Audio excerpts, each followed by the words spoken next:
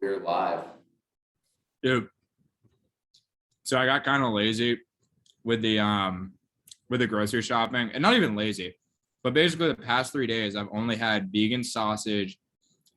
I think it was like Impossible Burgers, and then whatever that other vegan protein shenanigans is. That's solid, but I haven't had meat in 3 days. I'm actually in heaven. Like this right now, it tastes like a Capital Grill steak. And it's just ground turkey. It's like a piece of shit, but it's ground turkey. Oh, missed you, meat. Sorry, Tang, but I had to get that off my chest. So, what's been the food you've been eating? I've kept it pretty consistent since I started with you. So it's No, the past 3 days.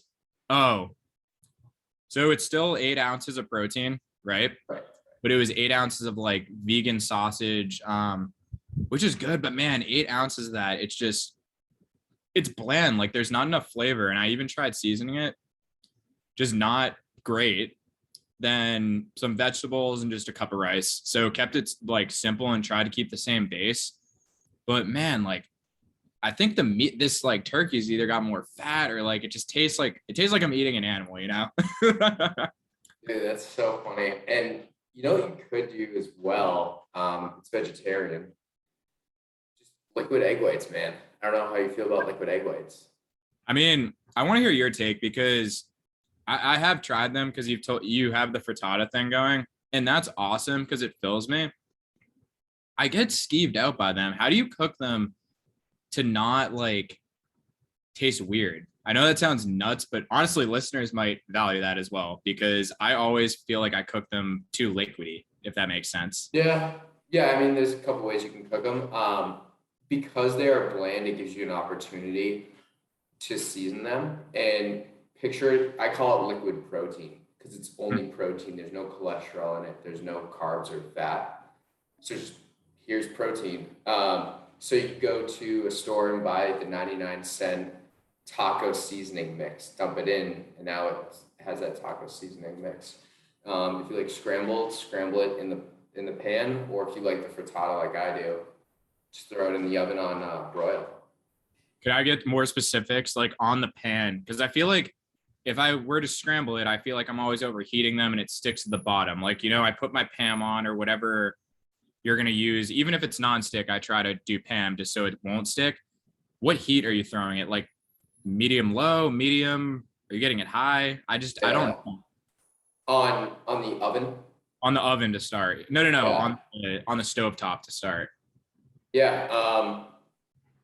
Just like high. Like You just I get them always, hot. yeah. I would love to see how you're cooking it because I let it sit until the top starts getting a little bit hard. That's when I start messing with it. Sure. Maybe I'll do a quick YouTube video or like TikTok Dude, of how to properly cook an egg white. I might need it because it's funny. George and Hackett both do egg whites all the time and they don't screw it up. I feel like it's such a stiff. Like I'm a pretty good cook. I just can't do egg whites. It's like, Hey man, yeah, you're safe. Good. no, I was saying, I guess I just say tried and true to what works for me. And what works for me is rice, meat, and vegetables. I guess, man. Yeah, shit. You're saving lives on a daily basis, but have trouble, making some egg whites. What's good, dude? Dude, it's funny. It's funny too. This is more of like, I'll finish my meal and then we can kind of get You're into good. You're good. the meats and potatoes of this. I was thinking about this the other day. I was such a bad cook until I was like 21. You know how embarrassing that is? Honestly, I probably beats a lot of other people. Like, when did you know how to cook? And when I say know how to cook, like, let's get past like eggs and pasta. Like, when did you know how to like use an oven and like really work your way around a kitchen? Honestly, man, just with my family, probably like high school. Because my mom's brother, who is a twin, just a side fact, he's like a 5-star chef out in Australia. So he would come over here and there and show us some stuff. What was like the favorite family meal to cook? And it could be dessert as well, because I feel like the Canaries know how to cook, man. When they brought up that stuff for the half marathon, oh, we're talking a 5 course meal, brother. Yeah. Yeah. Growing up, it was either pasta and red sauce every night, like just knew nothing about nutrition. Yeah. Or the heat up pizzas you just throw in the oven. Because like Mm. my parents would get home, obviously they don't want to cook. It was easier. I think now that I'm really thinking about it and reflecting, because I was getting into exercise science and nutrition, I think that's when it really started opening up my parents' eyes and we started making some cool shit. But my dad has always been known for his chili, big chili guy. I will say, as a third party, which means I'm not a Holden friend, I was just a passive bystander at the half marathon. That chili is a 10 out of 10. But I actually can say, I can safely say, out of any family friend that's cooked for me, that's the best chili I've ever had. let's So go. I'll let him yeah, know. Jimmy Canary, if you're listening, you did good, brother. Like, oh my God, out of this world. I love it. Yeah, I'll let him know. But It could have been the 2,000 calories we burned that morning that I was a little starving, but so be it. it's all right. It's all right. No, it's good. And speaking of it, like just food, right, in general, and for the listeners, I've been getting into the whole charcuterie board. Like, I fucking love it. It's different meats. It fills you up. Different cheeses. Not heavy on the carbs, right? But you can kind of pick at it. And yeah, it's just interesting, man. Like, I've been loving it and thinking now that I have more time, right? It's just me here. I was thinking, how cool would it be if I did like charcuterie board reviews in Phoenix? Like, like that's such a niche. Dude, it'd be niche. Like, first of all, I really love food. Like, on the record, it's such a joy in life. It Yeah. really is. But secondly, that would be fantastic. What's been your favorite charcuterie board you've had thus far? Because now the listeners can see us. This is going on YouTube, right? Yep. Oh, cool. What do you guys think of the glasses, by the way? I know there's some glare, but I've been told it's Clark Kent-esque, Yeah, no, you look great. quote unquote, from older nurses I work with that view me as a younger brother. Love that. No, you look great. You look great. Favorite charcuterie board? Mhm. Last month when I went up to Sedona, man, like, I don't know what they do up there. I have a video of it. I forgot what was on it, but dude, the thing was a mountain, you know, like, but they still made it look artsy as fuck. Okay. And it was just fresh produce. They even had like asparagus on there. A little balsamic. Good asparagus. So good. So yeah, maybe that could be the niche. But Niche. yeah. So speaking of that, and just like the West Coast, I thought it'd be a cool idea to, you know, I've been here a little over a week, kind of just see what the difference is between East Coast and West Coast, but revolving it around your health, right? Balance between business, life stuff, food, exercising, you know, what are the different philosophies that I've picked up? I've only been here, like I said, a week, just over a week. Yeah. But what have I noticed, right? So to start, and then Jake, whatever questions you kind of have, and we'll just kind of go from there. 100%, man. So everyone here, at least where I live, you know, there's like a central pool area, which is sick, but because that pool is there and everyone goes there, it kind of reinforces you subconsciously to be like, hey, like, you know, if you want to go there every day or whenever you go there, you want to like look good, obviously. Like, typically, you know, there's never winter here.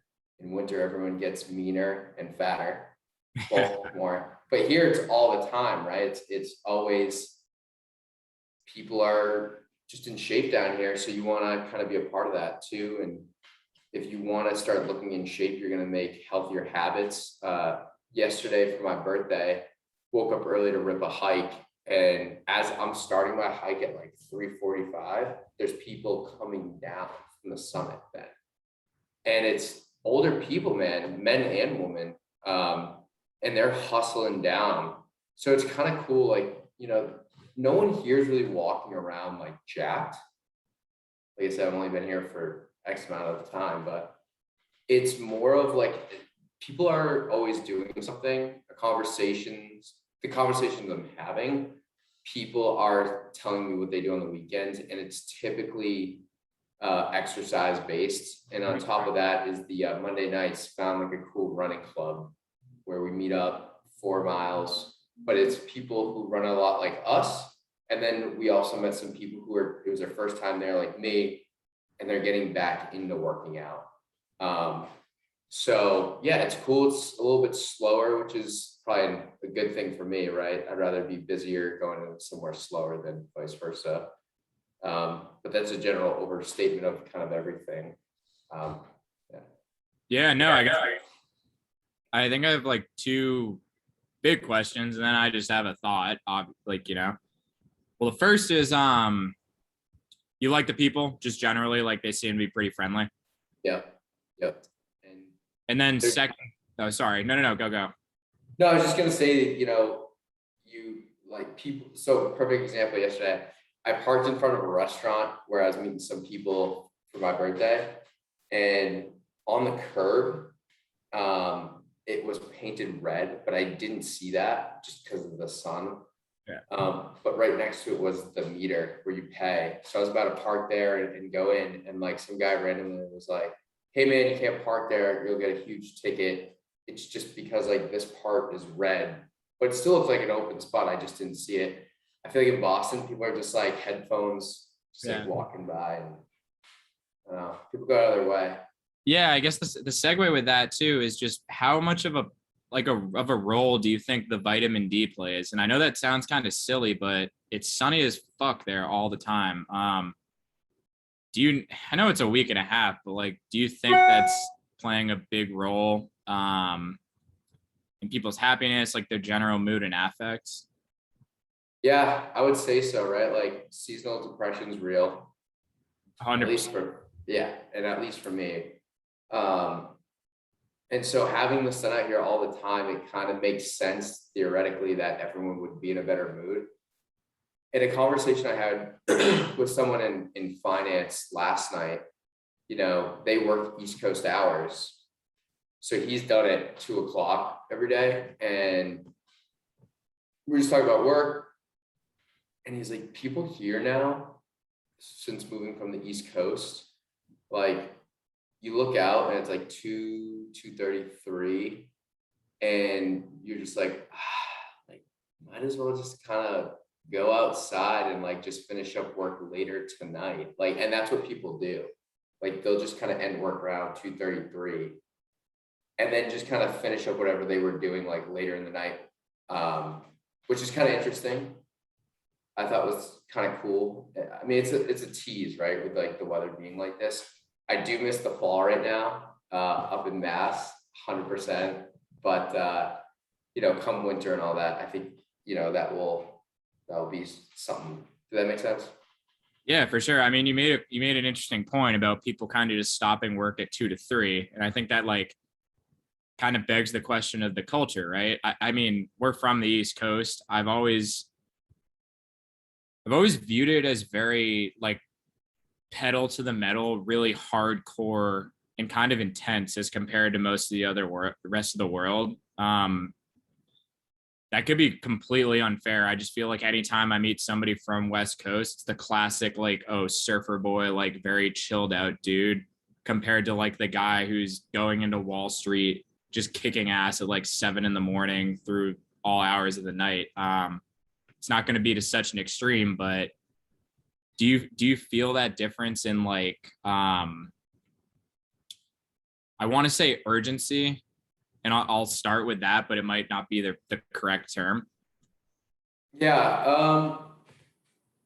In terms of urgency, yeah, like what I'll say is like, even the conversations I have, they're very slow. Yeah. Like I'll be kind of just like waiting for the kicker in like a conversation kind of, and you're just waiting for like, what's your point? So that's kind of something. In terms of urgency though, I've gone out a couple times to restaurants. this service is 10 times slower. Yeah. Oh my God. Explain. Like you order an app or even a drink. I mean, the drink tends to get there fine, but like an app will take typically 10 minutes East Coast. Like here, it's like 20, 25 minutes. And you're like low key hungry, right? And then, you know, you got your meal, but it does take a while for like the food to come out. And another just like sidebar, because I'm gonna forget, is, you know, you'll be outside and there's no one outside because it's so freaking hot out. Everyone's inside at all times. So it's like, am I in a ghost town? It's like, no, it's just too hot right now. So I don't know if there's a like cabin fever, you know, through the summer where it's the same thing in the winter for people from Mass, where it's like, I've been inside for 8 months and it's freezing. I don't know if it's the same thing here, but I heard it gets a lot more lively and, you know, up paced once late September, October hits too. You'd mentioned the restaurants. Do you like that, or do you like it being quick service? Depends how hungry you are. No, no, I would say I like the slower, for sure, because we always talk about people out in like Europe, you know, enjoy each other and the breaks during the day and all that stuff. It's not as extreme here, but there's small hints of it, which is kind of cool, and I enjoy that. Like last night when we went out for some food, you know, you just get lost in conversation because if your food's not there, you tend to just keep talking more and more, right? So that was interesting. But yeah, everyone's really cool. The service is a little bit slower, which is fine. And there's millions of places to eat here, like millions. And the sushi, low key, like really good, which is confusing because it's a landlocked state. So, anyways. I'm like honestly smiling ear to ear because there's a couple points that I want to make. The first that's probably the most important, just to kind of open up the discussion. And to anyone listening, I'm by no means I'm not minimizing anxiety, depression at all. And I don't even pretend to be an expert. I just have a thought. I remember being in North Carolina.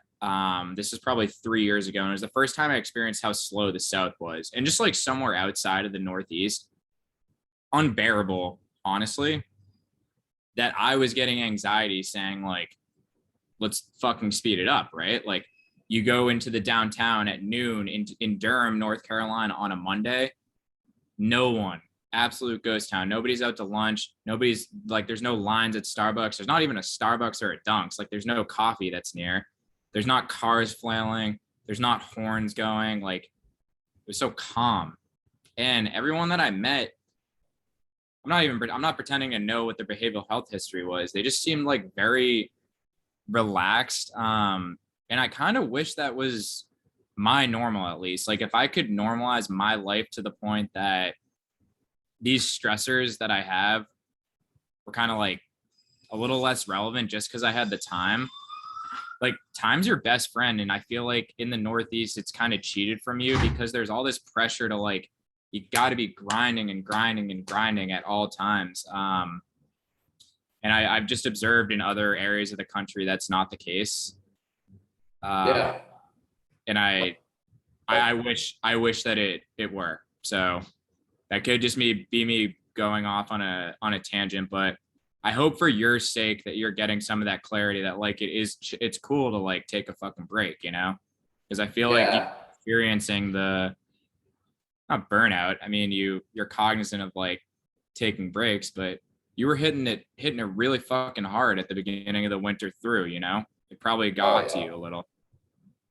Yeah, absolutely. And another thing too, you kind of reminded me, there's so many outdoor things you can do here, specifically hiking.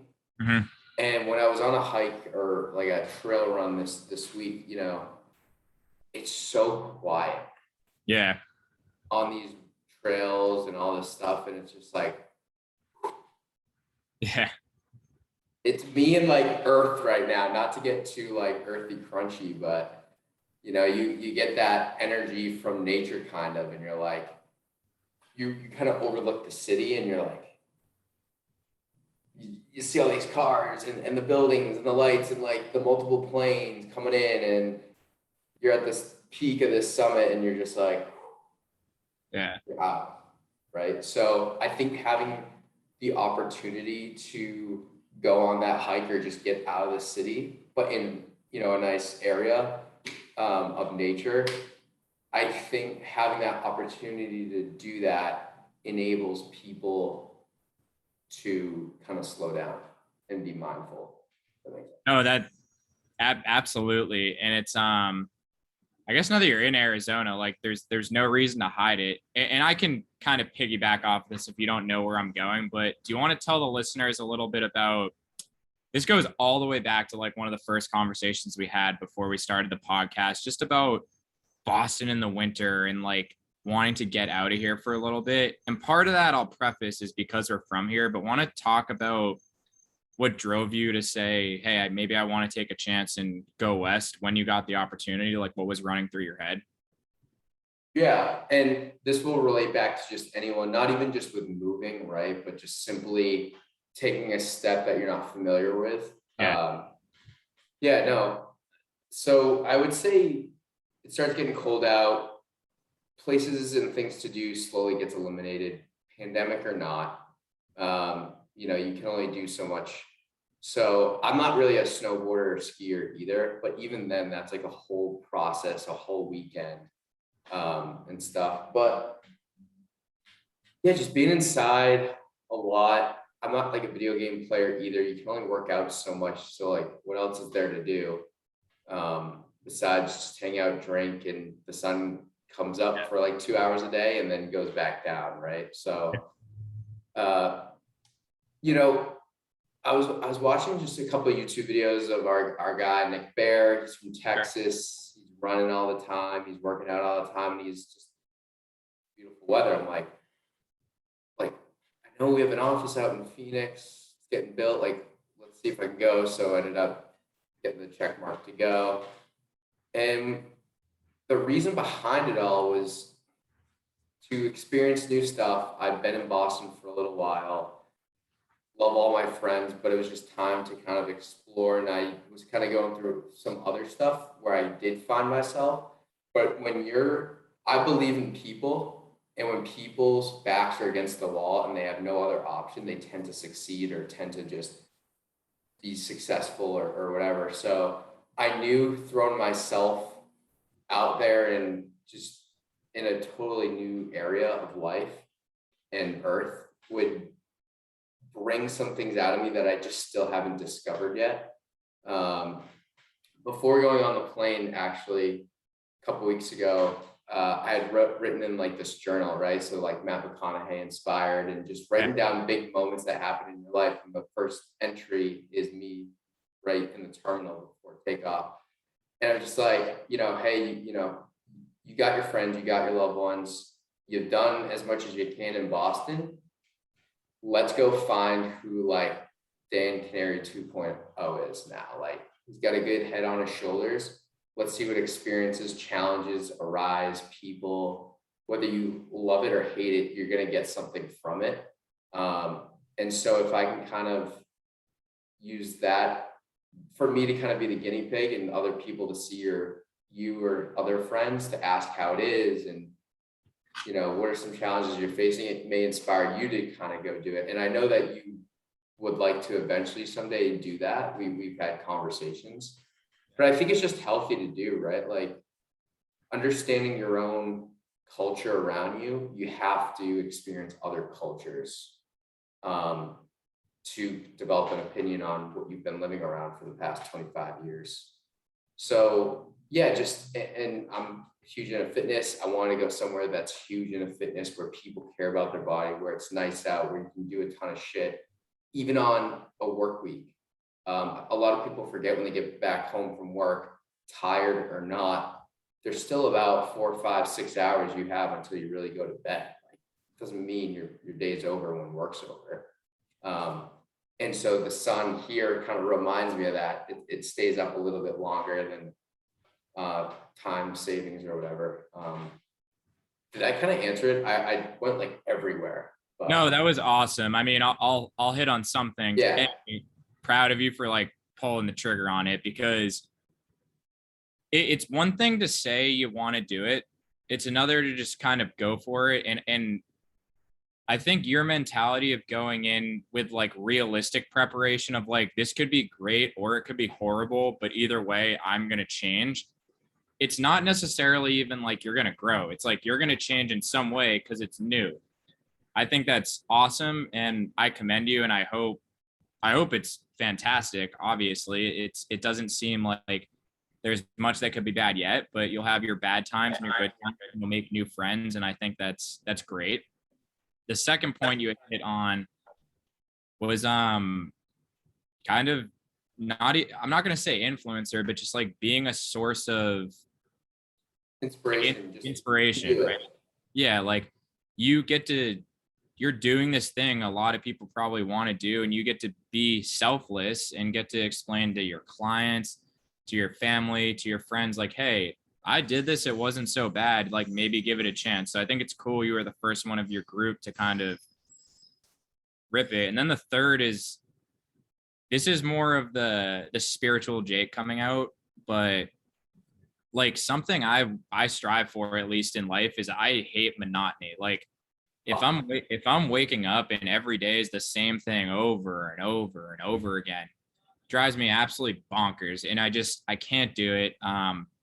It's a main reason I always bring it back to medicine, but it's the main reason I'm going into medicine. Is everyone's story is different, every little case is different, and you're bound to not have the same thing every day. Like, yeah, your career might be monotonous, but on a day-to-day, it's fascinating. And so whether it's trying something new or packing up and saying, hey, I need to get out of here for a little bit, it's very healthy. And like, while you're young, so I'm assuming everyone who's listening is under 30, or I don't even know, under 40, let's call it, because that's the new young.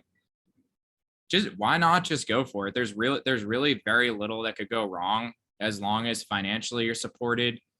You know that you're going to have a support system that's backing you for it, and you're passionate for it. And so I think going through life with that mentality of like avoiding monotony is excellent, and it's a really healthy way to keep the ball rolling and keep it interesting. Yeah, that was a huge thing, and I want to touch on the monotony thing. Just remind me. But one of the points that I thought of too, and I think this is the most important point, right? And this is just me moving and getting out of the monotony. I did this all because I wanted to, and I felt that I needed to. When I think about the human body, exercise science, nutrition, or just the mental state of humans, like I had said, when your back's against the wall, most people tend to be fine. I did this kind of for myself. Like I felt the need to explore. Like humans were made to explore. That's the whole reason why we've been successful as a species. Theoretically, we're really only here to procreate and live. Like that is the only reason we are here. Any other stress we have has been conducted and invented by us, like taxes, right? So, I felt the need, like, besides the whole Boston thing and being used to it, we're made to explore. That's the whole reason why the human race has been the most successful race on Earth that we know of. Yeah. No. But, reach back into that primal, like what humans are made of, right? And see what that means to you. Happiness to me at that moment in life, and it's obviously, coming full circle now, is like, I figured out that I just needed to explore. It wasn't that I didn't like Boston or the people I was with or the job or this and that. I found the real root of the cause is just, Dan, you got to just explore that. That's what's the itch that's been kind of bothering me for the past couple months. And like that's how it worked for me. It's different for other people. And everything that came along with it was great too. But I think in making decisions, and if you're unhappy in some areas of your life, you know, try and think about it from that evolutionary standpoint. Like, we're only here to procreate, like fuck, eat, shit, sleep, and pass our genes on. That's it. So like, out of all of that, you know, what's the real reason why, and excuse me, relationships too. And that tribe, right? So out of all those things, you know, what do you feel that's missing? And then, you know, how can we counter that? And mine was, I felt I need to explore, and I had an opportunity to travel, and I took it. That's just how it worked for me. So Oh yeah. that was weird. That was a weird No, point. no, it's awesome. I'm just going to round out the discussion because I think this is really cool for listeners to hear. Even if it's just a little kick in the ass to kind of try something new. I'll make two things. One, everything Dan's referring to, you can read a book called Sapiens. Absolutely amazing. And it goes through these types of things about like our evolution into the human race. I shouldn't say human race, excuse me, into being humans as a species. I apologize. Human race did not mean that. You're good, dude. Yeah. But, and the second thing, it's funny we're talking about exploring and everything, but I had a camp counselor when I was younger. And so I'll shout him out. I don't even know if he's listening. His name's Matt Shannon.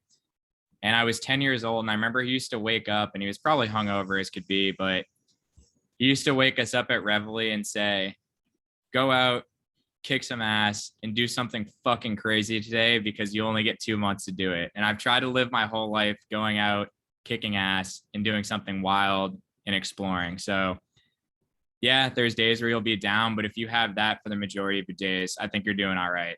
So that's how I want to wrap up the conversation.